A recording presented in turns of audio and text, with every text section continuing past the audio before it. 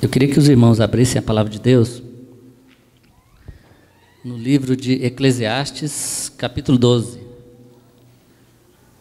Eclesiastes 12, verso 13.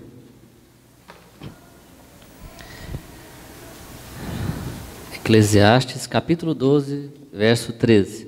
Vai ser projetado ali. Eclesiastes 12, 13.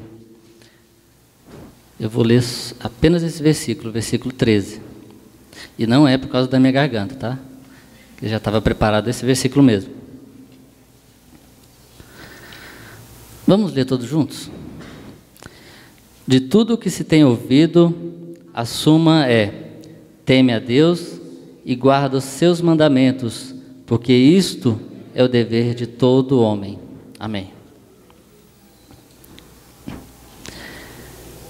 Este livro de Eclesiastes, também chamado de O Pregador, ou também quer dizer aquele que reúne a congregação para ouvi-lo,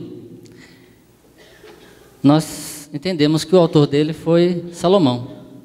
Lá no início fala que o autor, o pregador, ele se denomina pregador, ele fala filho de Davi, rei de Jerusalém, fala que um rei sobrepujou a muitos outros, um rei sábio, e ele é o rei Salomão. Esse, o pregador, o Eclesiastes. E só para a gente contextualizar aqui, o livro de Eclesiastes é quando Salomão já está mais ou menos no final da sua vida, e ele percebe que, depois de tudo que ele viu, tudo que ele aprendeu, ele vê que não há nada de novo debaixo do sol. Não há nada novo. E ele viveu muitas coisas. Ele, como se diz, viveu muitas emoções. Foi um dos reis mais sábios, um dos reis mais ricos, poderosos da terra. Teve muitas mulheres, teve tudo o que ele quis. Mas ele chega à conclusão no final que tudo é vaidade. E tudo é correr atrás do vento. E ele vem falando isso no livro de Eclesiastes. Tudo é correr atrás do vento, tudo é vaidade. Que proveito há, sempre você vai, depois quando você lê em casa, depois lê em casa Eclesiastes. Ele fala, que proveito há, que proveito há. E no final, aqui nesse versículo que eu acabei de ler, ele resume tudo isso. Ele resume da seguinte forma, ele fala, a suma é, de tudo que você tem ouvido, a suma é, teme a Deus e guarda os seus mandamentos, porque isto é o dever de todo homem. Ele resumiu isso. Bom, e diante disso, eu queria falar sobre esse dever do homem. Aqui nós já vemos, esse texto aqui é muito fácil de interpretar, que ele é muito claro. Ele fala que o dever de todo homem é o quê? Temer a Deus e guardar seus mandamentos. Só que todo texto bíblico, ele só tem um sentido, ele só tem um significado. As pessoas aí fora fazem várias interpretações da Bíblia, mas só existe uma interpretação correta, um significado. Podem ter várias aplicações podem ter várias, interpretação só uma. E esse texto aqui é muito claro. Teme a Deus e guarda seus mandamentos. Como eu sou um bom presbiteriano, e eu aprendi a fazer sermões, eu vou fazer um sermão de 3 pontos. Então, para fazer a aplicação, vocês perceberam que ele falou assim, de tudo que se tem ouvido. Então, eu vou pegar esse verbo ouvido e acrescentar aqui. Primeiro, então, será ouvir, depois temer e depois guardar. Ok? Então, vamos lá. Ouvir. Essa palavra no hebraico é shamai. Quer dizer ouvir, escutar. Tem som? Vocês estão me escutando? Só que para o judeu, quando ele fala assim, me escuta, presta atenção. Quando ele fala assim, ele quer dizer o seguinte, ele fala, põe teu coração nisso que eu vou falar agora. E é isso que fala, quando fala ouvir, põe teu coração nisso que eu vou falar agora. Presta atenção. Isso aqui é ouvir. Estejam os teus ouvidos atentos e os ouvidos do seu coração. Que o Senhor abra os ouvidos do seu coração para você ouvir. Que não entre só no ouvido e saia pelo outro, mas você escute com o ouvido do seu coração. O que será que nós temos ouvido por aí? Nós temos, eu como gosto de escutar muitos sermões, na TV, no rádio, na internet, até para comentar e saber que vocês também estão ouvindo. A gente tem escutado muita coisa por aí, muita coisa mesmo. Existem várias teologias espalhadas por aí. E a gente precisa tomar cuidado. Cuidado. Por isso que a gente tem que ouvir a palavra de Deus, a verdadeira palavra de Deus, o verdadeiro evangelho. Eu, como venho estudando aí já há 5 anos, a gente vem, quando a gente vai estudando, a gente vai adquirindo um pouco mais de, como dizem os músicos, o ouvido vai afinando mais um pouco, e quando você escuta alguma coisa assim que destoa um pouco, você, opa, peraí, tem uma coisa de errada. Será que a palavra de Deus é assim? Aí vou lá conferir. Mas não é só eu que tenho que fazer isso, vocês também, todos nós temos que fazer isso. Lembra os crentes de Bereia? Lá diz que tudo que eles ouviam, eles conferiam nas Escrituras. Povo inteligente, povo crente aquele. Tudo que a gente ouve, a gente tem que ouvir nas Escrituras. E se o que você ouve não estiver de acordo com as Escrituras, você pode questionar. Você pode questionar até o seu pastor. Pode me questionar. Por quê? Porque eu não quero falar coisa errada aqui. Se eu estiver errado, meu irmão, me corrija. Se eu estiver falando coisa errada, a palavra de Deus, pelo amor de Deus, me corrija. Eu não quero também ser enganado e falar o que eu não devo, contrário à palavra de Deus. Então nós temos que aprender a ouvir a palavra de Deus. E nós temos, como é que a gente vai aprender a ouvir a palavra de Deus, se a gente não estudar a palavra de Deus? Como é que a gente conhece quando uma nota é falsa ou verdadeira? Aqui para os bancários, aí, quem trabalha em banco sabe. Como é que a gente sabe que uma nota é falsa ou verdadeira? Conhecendo a verdadeira. Não é conhecendo todas as falsas, conhecendo a verdadeira. Só isso. Se você conhece bem a verdadeira, quando chega uma falsa na sua frente, você fala, essa aqui não, ó, essa aqui é falsa. Assim é o evangelho. Quando você conhece o verdadeiro evangelho, você sabe o que é falso, o que é verdadeiro. E o apóstolo Paulo falou assim, se um anjo do céu descer agora aqui e falar e pregar para vocês um outro evangelho deste que eu estou pregando, de Cristo, seja anátema, quer dizer, seja amaldiçoado. Ele falou assim, até ele falou ele mesmo, se eu ou um anjo descer do céu agora e pregar outro evangelho, seja amaldiçoado. Só existe um evangelho, só existe um caminho, só existe uma verdade e uma vida, que é Jesus Cristo, e é o evangelho de Cristo. E essa palavra que eu creio, e essa palavra que eu quero ouvir, e eu quero que vocês aprendam a ouvir também. Temos escutado por aí várias teologias, e a gente tem falado amém para tudo. A gente fala amém aqui na igreja, no domingo, amanhã você escuta no rádio, fala amém também, e está falando uma coisa contrária do que foi falado aqui. Na quarta-feira você vai não sei aonde, ouviu outra palavra, amém, você não sabe nem o que está falando. Às vezes está falando totalmente o contrário do que você ouviu no domingo aqui, que o pastor falou. Mas você está falando amém para tudo. Deus nos deu ouvidos para ouvir e cabeça para pensar. Então, nós temos que estudar a palavra de Deus, nós temos que ser críticos, não criticar as pessoas, não estou falando para ser crítico das pessoas, mas quando se refere à palavra de Deus, nós temos que ser zelosos pela palavra de Deus, temos que ser zelosos com a verdade de Deus. Eu tenho ouvido várias teologias por aí, das mais diversas, e estudando agora, tenho estudado um pouco dessas teologias por aí. Não sei se vocês já ouviram falar da teologia da libertação, A teologia, e todas elas são muito bonitas, a teologia que fala do aspecto social, você ajudar aqueles oprimidos, os excluídos da sociedade, que Jesus veio para esses, os pobres, os oprimidos, né? Para aquelas pessoas pobrezinhas, aqueles excluídos, os diferentes, os marginalizados. Só que ele para por aí. A pregação dele é só isso. O evangelho dele não é Cristo. É só social. É só o pobre que vai para o céu.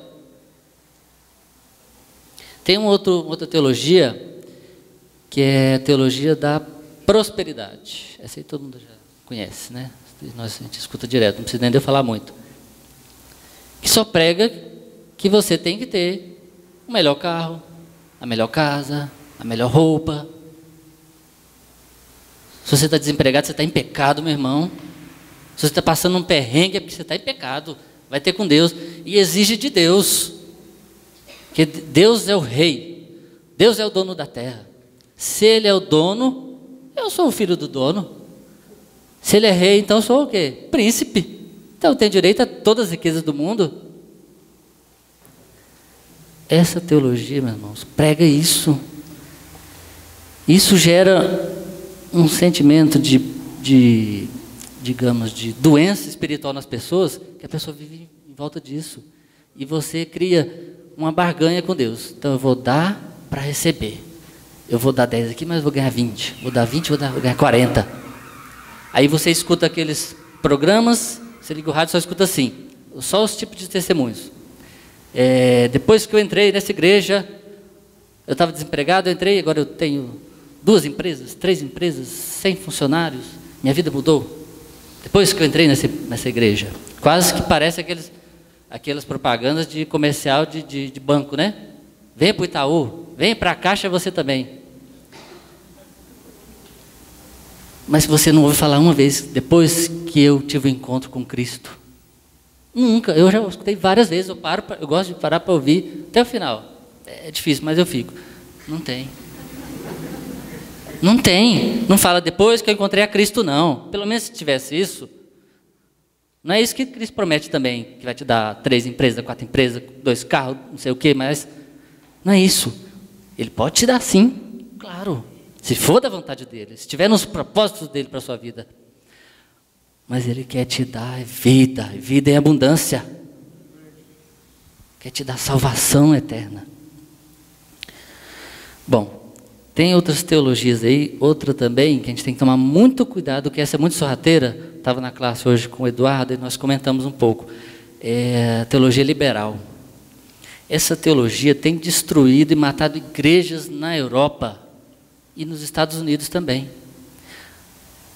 É uma teologia sorrateira que vai entrando nas nossas igrejas e vai destruindo, vai matando a igreja. Rapidamente, ela pega a Bíblia, são teólogos, acreditam em Deus, acreditam na Bíblia. Eles falam que a Bíblia contém a palavra de Deus. Olha a diferença sutil, contém a palavra de Deus. Eu creio que a Bíblia é a palavra de Deus, viva e eficaz. Eles falam, ela contém a palavra de Deus. Eles vão pela razão, pela lógica. E aí eles pegam todos os milagres da Bíblia, ó, rasga. Essa página aqui pode rasgar, essa outra aqui pode rasgar, não vai sobrar nada. Pega todos os milagres, ó, tira, isso é mito. Eles chamam de mitologização da Bíblia. Pega tudo que é milagre, é mito. Joga isso fora. Isso não serve para hoje. Isso não serve para o homem moderno. Nós estamos na época depois do iluminismo, da razão. Então não serve. E isso vem entrando nas igrejas sorrateiramente, invadindo até os nossos arraiais. Nos Estados Unidos, a nossa igreja, a PCUSA, que é de onde Simonton veio, de onde nós viemos, foi invadida pelo liberalismo teológico e está sendo destruída a igreja lá. A PCA, graças a Deus, continua firme. A igreja presbiteriana PCA continua firme, graças a Deus. E nós também estamos aqui, graças a Deus. Graças a Deus que levantou homens pastores, presbíteros, líderes, para trazer a palavra, ter compromisso fiel com a palavra verdadeira. Então, meus irmãos, nós temos que ouvir, mas saber diferenciar a nota falsa da nota verdadeira, o evangelho falso do evangelho verdadeiro.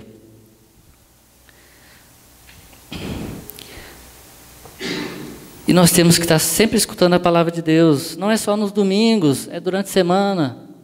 Leia a Bíblia todos os dias, estude a palavra de Deus, porque Deus, através dela, está falando com você, porque eu acabei de falar que a palavra dele é a palavra de Deus, é Deus aqui falando com você. Falou para aquela época, para aquelas épocas, e fala até hoje. E fala para nós, porque ela tem peso de eternidade, e fala até hoje. Então, estude essa palavra, meu irmão. E porque muitas vezes nós repetimos as mesmas coisas. A gente pensa, já escutei isso, já sei, mas eu sei de tudo isso, eu também. Por que a gente precisa repetir muitas das vezes? A palavra de Deus, muitas vezes nós temos que repetir. Porque nós precisamos inculcar. É como ensinar criança. Eu dou aula para criança e eu tenho aprendido que isso é uma bênção para o meu ministério. Porque muitos falam, se você consegue passar a palavra de Deus na linguagem das crianças, elas entenderem, você consegue falar com qualquer um. Você consegue ensinar a palavra de Deus a qualquer um. E é uma bênção. E eu tenho aprendido muito com elas. Então, nós somos como crianças. Nós precisamos inculcar a palavra. Como é que a criança aprende? É repetindo. Quando ela é nenenzinha, ela vai aprendendo as palavras, é o pai repetindo, papai, mamãe. Ela vai repetindo, reproduzindo, repetindo, até ela aprender. Daqui a pouco ela está falando sozinha, tagarelando por aí. Assim somos nós. Essa palavra nós temos que inculcar. Os pais têm que inculcar essa palavra também na cabeça dos seus filhos. A todo instante. Todo instante. Uma coisa é você ouvir a palavra de Deus aqui no culto, no domingo à noite, quando está tudo bem, aqui tudo muito maravilhoso, tudo muito bom. Mas e durante a semana, nas dificuldades do trabalho, dos estudos, em casa? Você tem ouvido a palavra de Deus também? Durante a semana? Essa palavra é para todos os dias. Ela é a nossa armadura. Efésios 6, 18, o apóstolo Paulo fala da armadura de Deus. Essa é a espada. Espada para a gente guerrear. É a espada para a gente usar também para pregar. Por que espada? Espada é uma arma que é para você lutar corpo a corpo. Você está lutando de pertinho com outro inimigo aqui. Então, você está corpo a corpo pregando o evangelho. Você está juntinho com alguém pregando o evangelho. E por isso você tem que saber a palavra de Deus. Às vezes você não vai estar com ela lá o tempo todo debaixo do braço, não é isso? Mas você tem que colocar na sua cabeça, aprender essa palavra. Nós temos que estudar. É difícil a palavra de Deus, tem textos difíceis, mas a Bíblia interpreta a própria Bíblia. E uma coisa que eu aprendi logo no início do seminário é que textos difíceis são interpretados por textos mais claros. Textos mais difíceis de interpretar são interpretados por outros textos mais claros. A Bíblia não se contradiz, ela é uma só, é um livro só. Mas exige o quê? Estudo, força de vontade. Calvino dizia que nós temos que, ele dizia que em latim é orare e labutare. Quer dizer, temos que orar e labutar. Hoje em dia a gente fala ralar, né? Tem que ralar. O seminarista ele rala, porque ele tem que ler muito, né? Não só a Bíblia, outros livros também.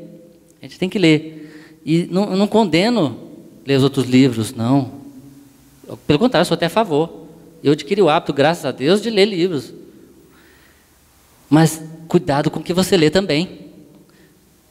Eu gosto muito de ler também, mas eu sou muito chato para ler. Quando eu vejo assim, já olho ali e tal, já sou muito chato.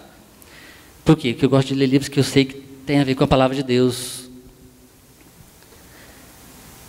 Vejo autores que eu já conheço, falo, esse cara aqui é bom, esse cara aqui é crente. Por quê? Porque são homens piedosos. Alguns já foram, mas foram homens piedosos. Foram homens fiéis à palavra de Deus. fiéis às Escrituras. Então você pode ler seus livros também, porque eles vão te ajudar a entender essa palavra aqui. Depois, se vocês quiserem, eu posso até indicar alguns bons livros de bons escritores, de bons crentes. Coisa boa. A Leomar depois até me agradece, né, Leomar? Quem quiser livro pode pedir a Leomar que ela traz.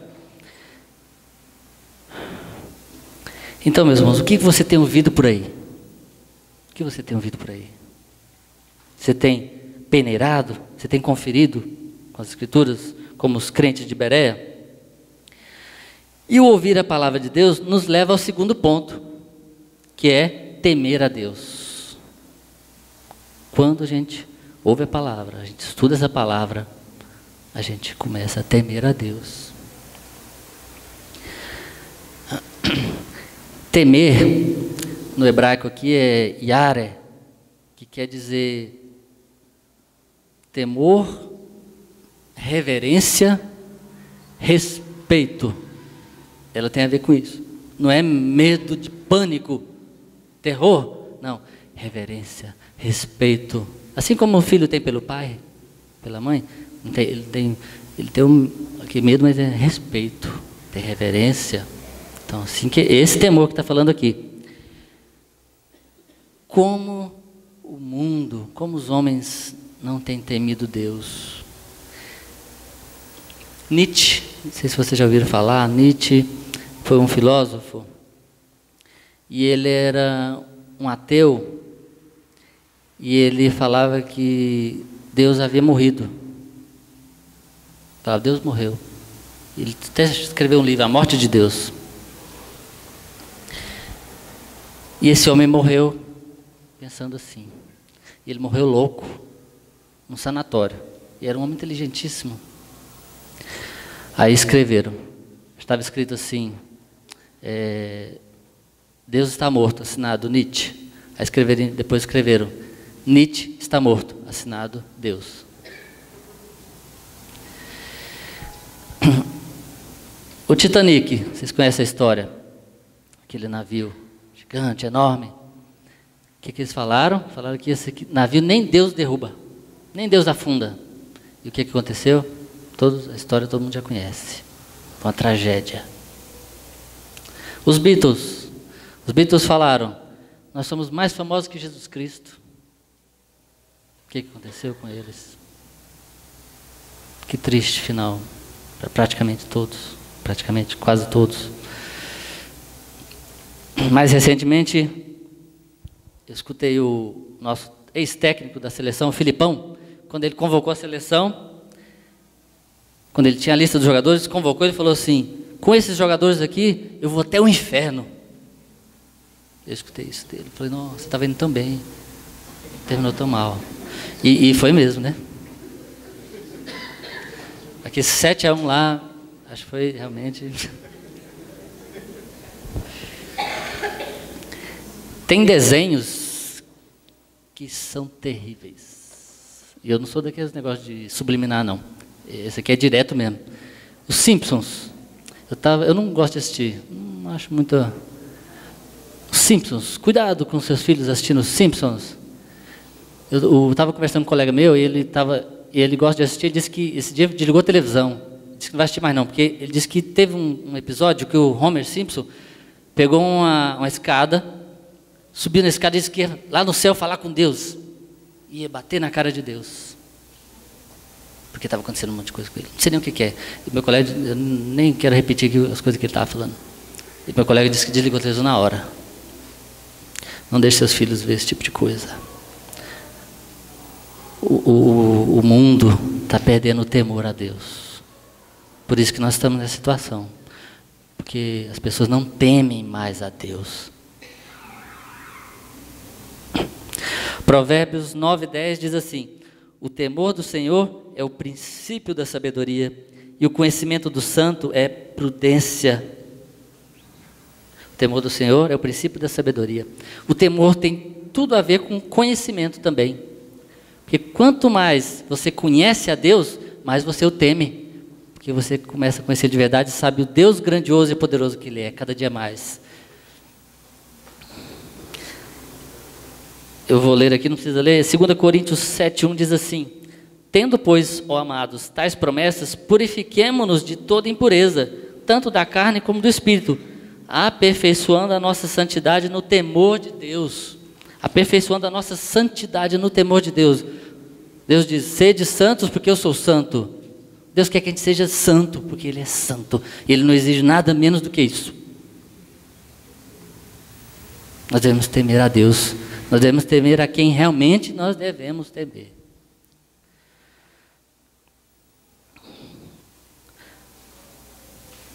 Nós devemos conhecer a Deus.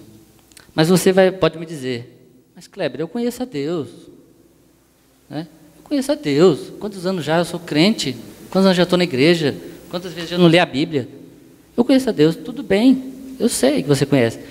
Mas você sabe a diferença quando você diz assim, você que é casado: eu conheci minha esposa há 40 anos atrás, eu conheci ela. Aí agora você chega e fala assim, depois de 40 anos de casado: agora eu conheço ela bem. Agora eu conheço ela bem. Não é diferente? Você falava que conhecia ela. Conheço, minha namorada e tal. Né? Agora passou 20, 40 anos de casado, comendo sal junto. Agora eu conheço ela bem.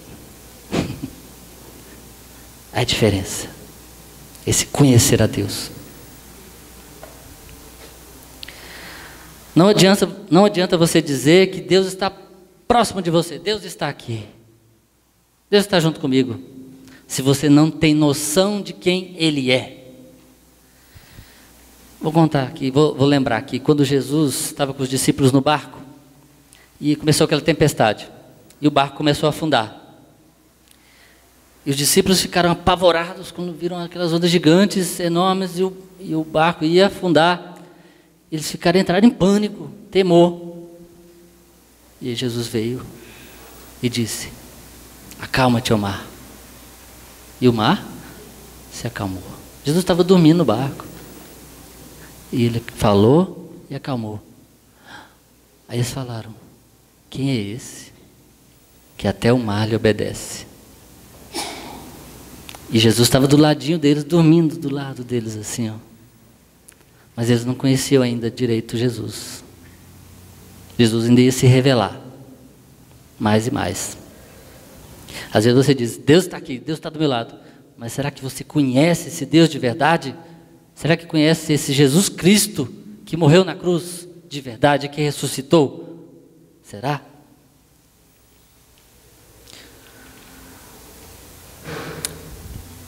Como você reage quando as coisas apertam na sua casa? Lá durante a semana, quando o bicho pega, como se diz por aí. Como você reage? Qual a sua reação? Será que você reage às vezes com medo, fica irritado, ansioso, choroso, desanimado, ou até com falta de fé, muitas das vezes, desacreditado? Eu te digo que a sua reação nessas horas vai mostrar o conhecimento que você tem de Deus e o temor que você tem de Deus nessas horas. A sua reação. Agora, tem uma diferença. Não é depois que a tempestade passou, você chegou aqui no domingo, aí te chego e te pergunto: meu irmão, como estão as coisas? Você fala: tudo bem, graças a Deus. Não é no domingo, quando já passou. É lá na hora, lá no meio da tempestade, que ainda não é tudo bem, graças a Deus. Não é ainda. Como é que você reage nessa hora?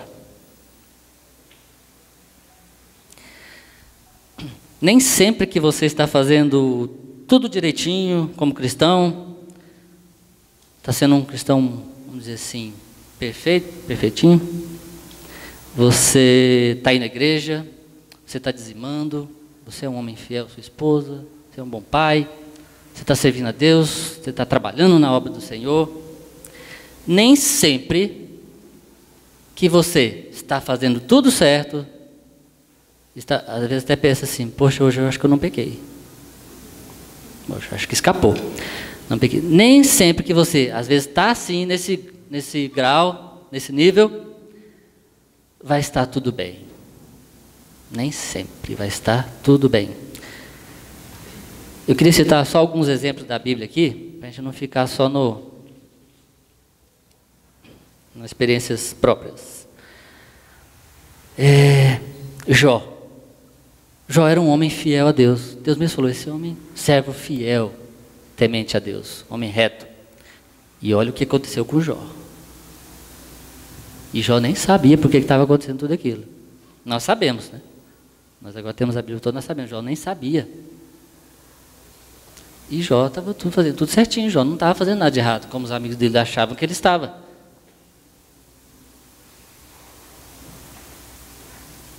Asaf, quando escreveu o Salmo 73, Asaf ali não disse mais do que assim, eu vi os ímpios, eu tive inveja deles, dos ímpios que estavam prosperando. Falar, poxa Senhor, eu que sou teu servo, estou passando problema, olha lá aquele ímpio, olha a vida dele, está melhor do que a minha. Mas ele fala assim, quase me resvalaram os pés, quase. E ele era um homem fiel a Deus. Outro exemplo aqui, o rei Ezequias.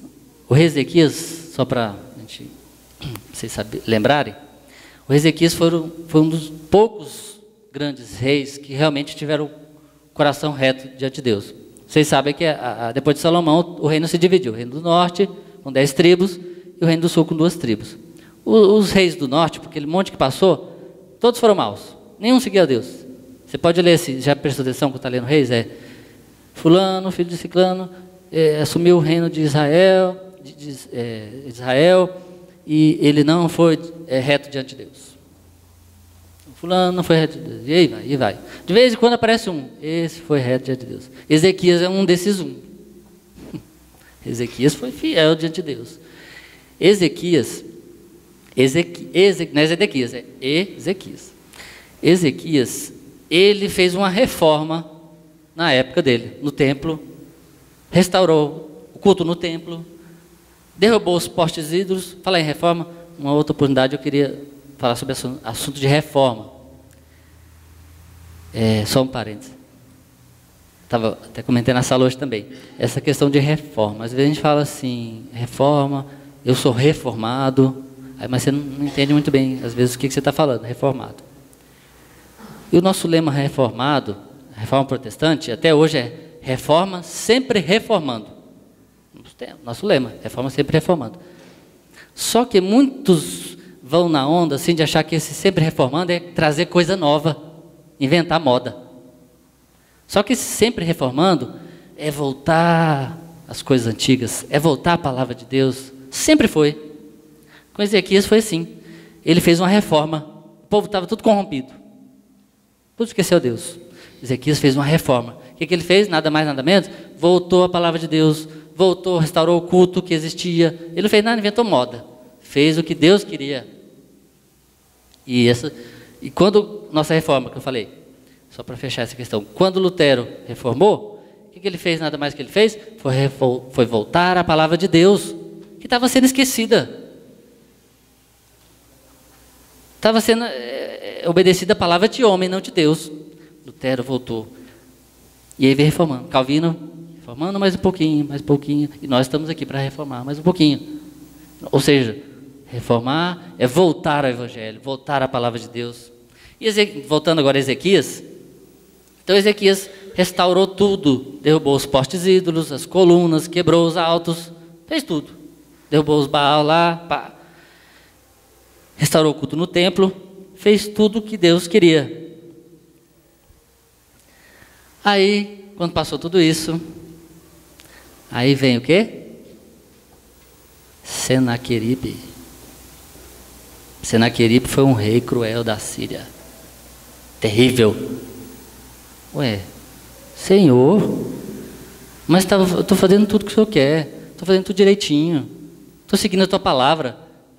Aí quando eu penso que agora vou descansar aqui, né? Vem Senaqueribe.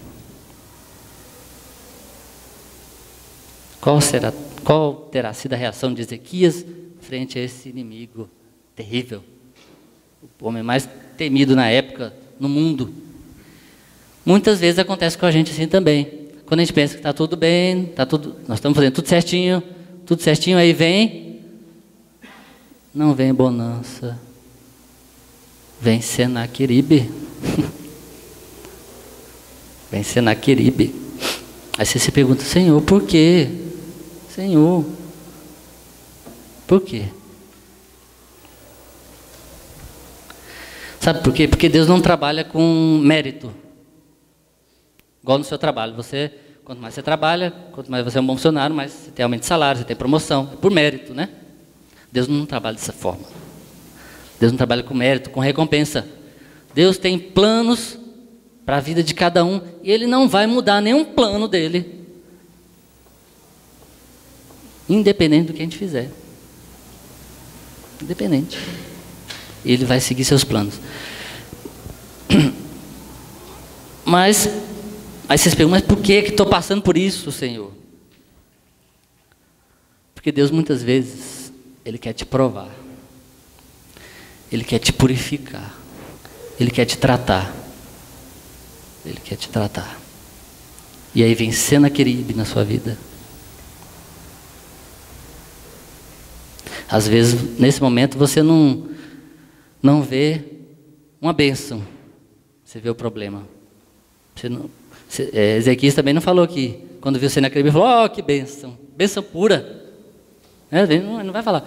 Vê um problema lá desse gigante, que bênção. Bênção pura. Ou abençoado. Senaqueribe abençoado. Não, nem sempre. Mas depois que passa tudo, lá na frente aí você vai entender. Você vai ver a bênção de Deus na sua vida. Deus quer que você permaneça fiel, permaneça firme. Como Ezequias permaneceu firme. Nós temos que conhecer e temer esse Deus que é poderoso e que é soberano sobre as nossas vidas. Nós não podemos ser passivos, nem pessimistas, nem espiritualizadores de tudo. Cuidado. Às vezes a gente começa a espiritualizar todas as coisas, aí surge um problema, aí você fala assim, não, vamos orar. Vamos ajoelhar aqui agora, vamos orar. E o bicho está pegando lá. Vamos orar. Espiritualiza tudo. Ou às vezes você é pessimista. Não dá para fazer nada. Senhor, vai tu aí que comigo já era. Não posso fazer nada.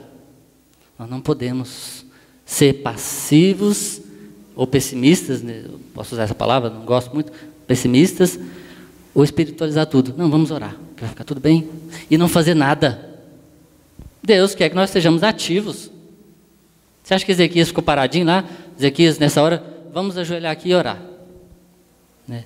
E só fez isso? Não. Claro que ele orou. Claro. Mas ele agiu também. Se ele ficar só orando, Deus falou, ô Ezequias, não está na hora de orar não, vamos agir. Deus quer que a gente haja também. E Deus nos dá condições. Deus nos dá instrumentos para agir. E nós temos que fazer tudo o que for possível, o que estiver ao nosso alcance, a gente tem que fazer. Agora, o impossível Deus fará. O impossível Deus fará. Tem uma frase interessante que é: na oração, nós temos que orar como tudo dependente de Deus, somente dEle. Na oração, como só dependente de Deus, somente. Não depende de nada de mim. A oração é uma dependência minha de Deus. E nós temos que trabalhar para o Senhor, na obra do Senhor, como se dependesse só de nós. Temos que trabalhar, dar o sangue, como se dependesse só da gente. Na oração, depender só de Deus.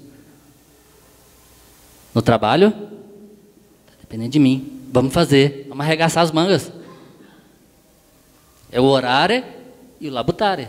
É orar e, traduzindo para os tempos de hoje, ralar. É orar e ralar.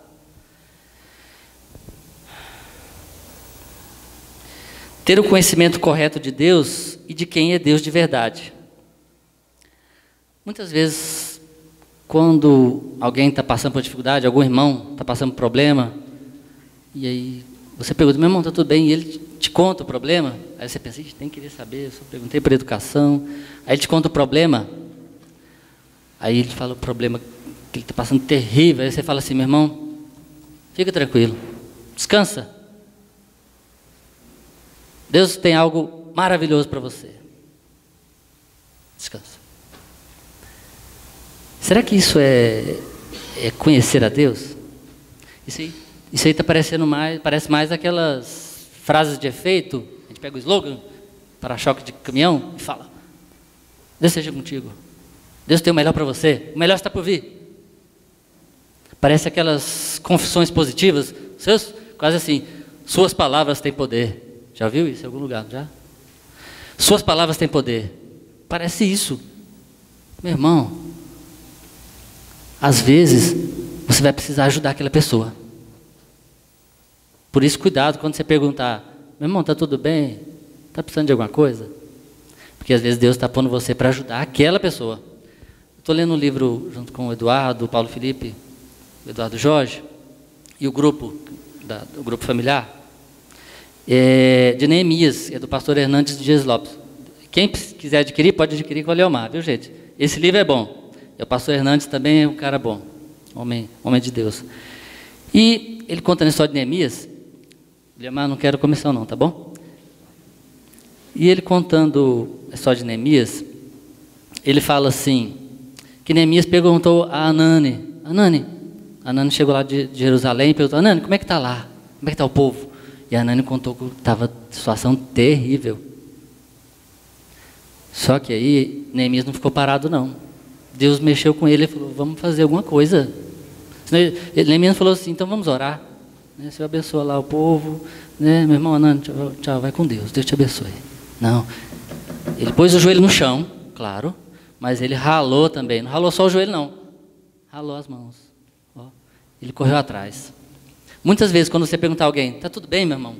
Você vai ter que ajudar. E lá no livro, o pastor Hernandes fala, quando você perguntar para alguém, esteja pronto para ajudar.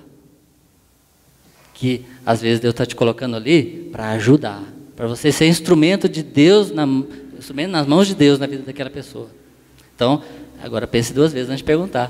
Você está tudo bem, meu irmão? Não estou falando que não é para perguntar, não. É para perguntar. Sejam homens, sejam mulheres de Deus, valentes, tenham fé, porque Deus vai te usar grandemente.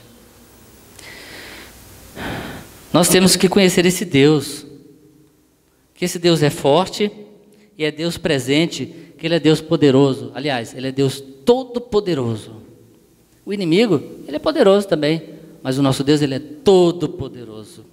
Os problemas são difíceis, os problemas são reais, muitos problemas são reais mesmo, não vamos espiritualizar as coisas, não, tem problemas reais, mas o nosso Deus é muito maior do que os nossos problemas. Deus está conosco em todo o tempo e Deus é soberano, e você tem que saber disso nessas horas da dificuldade. Para isso que serve a fé, para as horas de dificuldade. Quando está tudo bem, fé é fácil. Mas nas horas de dificuldade é difícil, é nessas horas que é preciso ter fé. E você confiar no Deus, saber que Deus está no controle de tudo.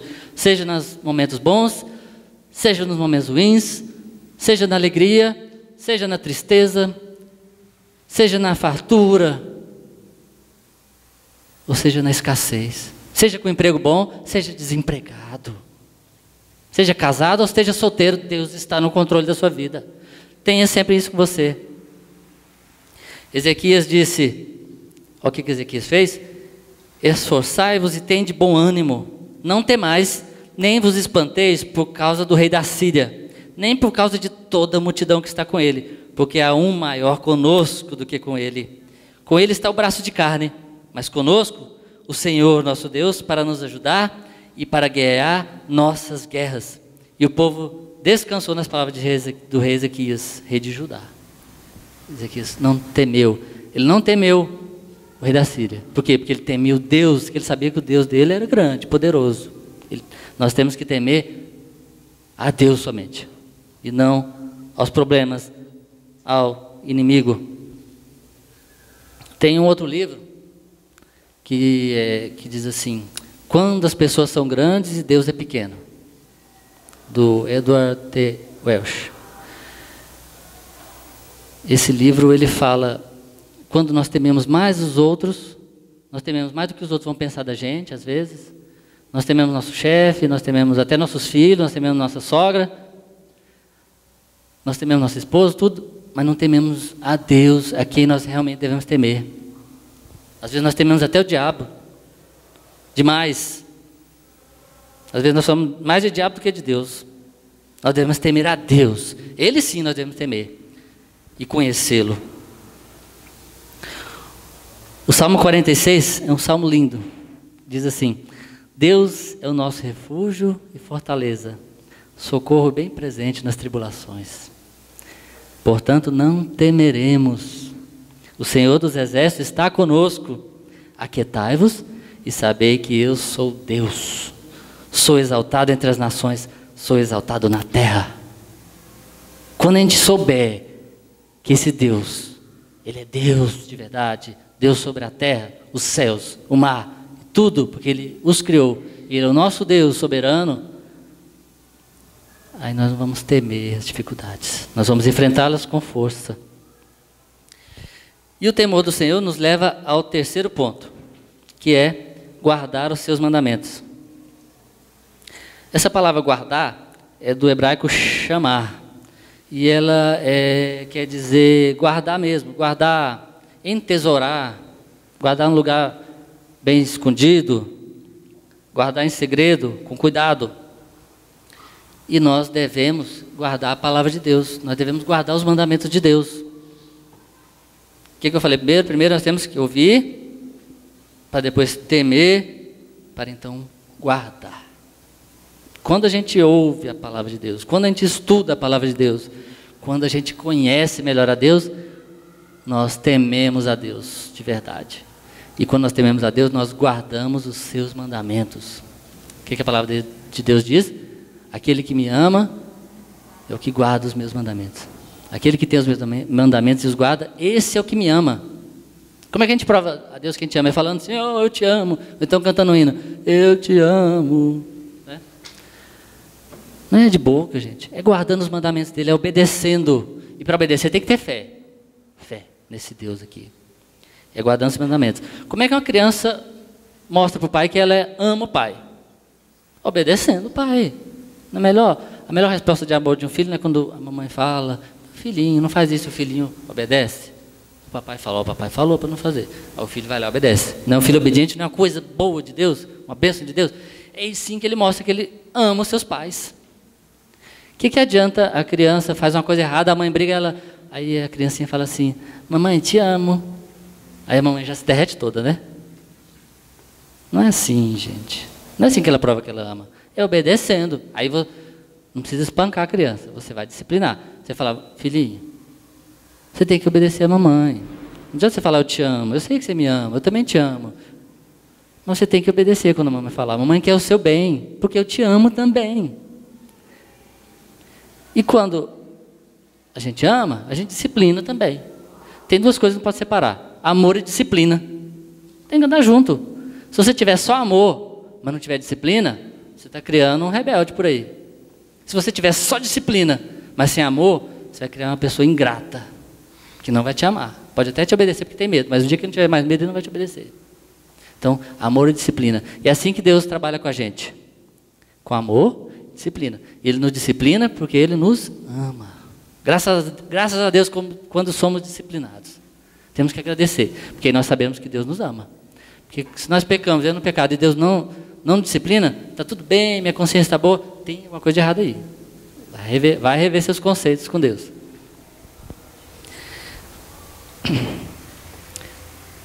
A palavra de Deus fala muito na dispenseiro. Já ouviu falar em dispenseiro? Essa palavra dispenseiro vem de dispensa. Dispensa é o quê? Não é ser dispensado, não. É despensa. É onde você guarda as coisas. Na despensa. As coisas, alimento, né? Coisas importantes para você. Você vai lá e guarda na despensa. Você guarda bem bonitinho. Para você, para sua família, ou para algum convidado que chegar. Você tem que ter lá sua dispensa. Se a pessoa chegou a um convidado, não tem nada na dispensa para você dar para o convidado comer. Entendeu? Um cafezinho. Tem que ter lá na dispensa as coisinhas. E você precisa comer também. Então, nós temos que ser bons despenseiros. A palavra de Deus fala que nós temos que ser bons despenseiros da palavra de Deus. Nós temos que guardar a palavra de Deus. Nós não guardamos as coisas preciosas para a gente num lugar bem seguro. O dinheiro você guarda direitinho na carteira, né? Você não sai andando na rua mostrando dinheiro, você guarda direitinho. Você guarda o celular no lugar para ninguém ficar vendo. Joias das mulheres guardam lá direitinho no cofre, né? Tem cofre. Você guarda no lugar seguro. As coisas preciosas você guarda no lugar seguro. Assim deve ser a palavra. Ela deve ser guardada num lugar seguro. E que lugar seguro é esse? O nosso coração. O Salmo 119, 11 diz assim: guardo no coração as tuas palavras para não pecar contra ti. Eu guardo no coração as tuas palavras para não pecar contra ti. É aqui que nós devemos guardar. Sabe por quê no coração? Porque o coração diz que o coração dele procedem as fontes da vida. O que quer dizer isso? Que daqui que saem os nossos pensamentos, as nossas atitudes, do nosso coração. Ou seja, do nosso coração, do nosso entendimento. Quando está falando coração, às vezes falando entendimento também. Às vezes está falando das nossas vontades. Então é daqui que procede os nossos desejos, as nossas vontades, nossos anseios, os nossos proceder na vida. Então guarda o teu coração. Guarda no seu coração a palavra de Deus. Para quê? Para não pecar contra ti. Ou seja, guardar os seus mandamentos. 1 Coríntios 4:2, o apóstolo Paulo diz assim: ora, além disso, o que se requer dos despenseiros é que cada um deles seja encontrado fiel. Quando Jesus voltar, ele quer nos encontrar fiéis.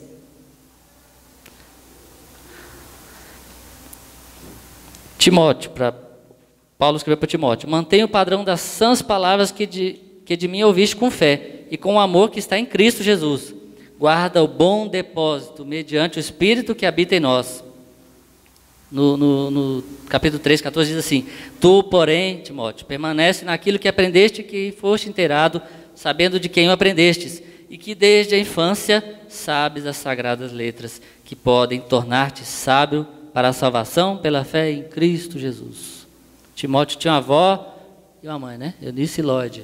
E Paulo sabia que ele sabia desde pequenininho as sagradas letras. Por isso nós devemos ensinar nossas crianças desde pequenininha a palavra de Deus, para que elas guardem essa palavra até quando crescerem.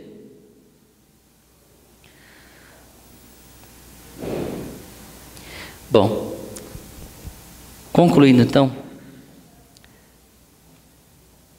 nós precisamos conhecer melhor a Deus. Nós precisamos ouvir a sua palavra. Nós precisamos conhecer a sua palavra de verdade, o evangelho verdadeiro de Cristo, para poder conhecer a Deus melhor, porque Deus se revelou para nós através dessa palavra. E Ele se revela a nós até hoje através dessa palavra. Ela é completa. Está fechado. O cânon está fechado. Deus, tudo que Ele queria falar para nós já está aqui. Então, para nós conhecermos esse Deus verdadeiro, nós temos que conhecer essa palavra aqui dEle. Para nós podermos temer a Deus, e daí então nós podemos guardar os seus mandamentos com a alegria. Por quê? Porque nós não fazemos não é por medo, mas é por amor. Nós servimos a Deus por amor e gratidão, porque Ele mandou seu Filho Jesus Cristo morrer por nós lá na cruz. E tudo isso, sabe quem dá para nós essa condição? Somos nós mesmos? Não. É Deus mesmo que dá para nós. Na verdade, tudo é Deus que faz na nossa vida. Ele que nos dá essa condição de ouvir, porque Ele que nos dá entendimento. Ele abre os ouvidos do nosso coração. Quando Ele nos chamou para o Evangelho de Cristo, Ele abriu os ouvidos do nosso coração para a gente ouvir o Evangelho de Cristo e ter encontro com Cristo e poder ter condições de aceitar a Cristo Jesus. É Ele que faz tudo isso.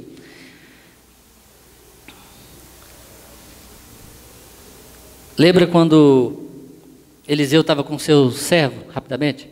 Eliseu estava com seu servo e viu um exército diante deles. Eliseu estava tranquilo e o servo dele estava preocupado, que o exército era grande. Aí Eliseu falou assim: mas quem está com nós, os que estão conosco é muito mais do que os que estão com ele.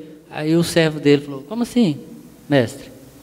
Aí Eliseu falou: Senhor, abre os olhos dele. Porque Eliseu, ele andava assim com Deus. Eliseu não tinha o cânon fechado ainda. Deus falava diretamente com Eliseu. Ele era um profeta de Deus. Eliseu conhecia Deus e temia esse Deus soberano. Aí Eliseu pediu: Senhor, abre os olhos dele, do servo. Aí Deus abriu os olhos de Geazi, né? E aí ele viu o exército de anjos que estava ao redor. Mas quem abriu foi Geazi. Eu quero ver. Vou ver agora, com os olhos da fé. Deus que abriu os olhos dele. E aí sim ele viu com os olhos da fé. Ou seja, é Deus tudo que faz. Deus nos dá o seu Santo Espírito para entender a sua palavra. Por isso, precisamos não só estudar a palavra de Deus, mas orar também para Deus. O Espírito Santo nos dá entendimento e discernimento dessa palavra. Então, ouvindo a palavra de Deus, você vai conhecê-lo melhor e vai saber que precisa temer somente a Ele e mais nada e ninguém. E, consequentemente, vai guardar os seus mandamentos com amor e alegria. Aqui nós vemos a soberania de Deus e a responsabilidade humana. É uma coisa muito difícil de entender realmente. Equilibrar as coisas. A soberania de Deus e a responsabilidade humana. Deus está sob o controle de tudo, mas o homem é responsável pelos seus erros, pelos seus pecados, pelas suas falhas. O homem é indesculpável. Lá em Romanos fala: o homem é indesculpável pelos seus erros. Ou seja, nós confiamos nesse Deus grande, mas nós também temos que agir. Tiago fala: orar e agir. Mas no final, nós sabemos que tudo vem de Deus. A santificação depende da gente também. É um trabalho nosso junto com Deus. Devemos estar em santidade, buscando a santificação. Mas no final, é tudo Ele que faz. É o Espírito Santo que faz em nós, é Deus que faz em nós. Tudo vem dEle e tudo é para Ele. Em resumo, do que foi falado aqui, é que nós devemos ter total submissão a Deus e total dependência de Deus. Essa é que é a verdade. Isso resumindo. Porque Deus é o que opera em vós, tanto querer como efetuar, segundo a sua boa vontade. Tanto querer como efetuar, é Ele que opera em vós. Agostinho de Hipona dizia que, pedia para o Senhor: Senhor, nos dê aquilo que Tu exiges de nós. E tudo aquilo que Deus exige de nós, Ele nos dá também. Olha que interessante. Deus exige que nós façamos, sejamos obedientes, mas Ele nos dá a condição de sermos obedientes. Então, tudo que Deus exige de nós, Ele nos dá. Só para concluir aqui com um texto de Davi. Agora, pois, ó nosso Deus, graças Te damos e louvamos Teu glorioso nome. Porque quem sou eu e quem é o meu povo para que pudéssemos dar voluntariamente estas coisas? Porque tudo vem de Ti e das Tuas mãos Tu damos. Se nós damos alguma coisa para Deus, nós temos alguma coisa a oferecer, nós não temos nada para oferecer para Deus. Nós não temos nada. Nós viemos do pó e ao pó retornaremos. Se alguma coisa nós temos que Deus nos deu, nós podemos oferecer, seja nossa força, nossa saúde, os nossos dízimos, nossas ofertas, nossa força, nosso entendimento, nós damos, mas é da mão dele que nós recebemos e nós damos. Amém?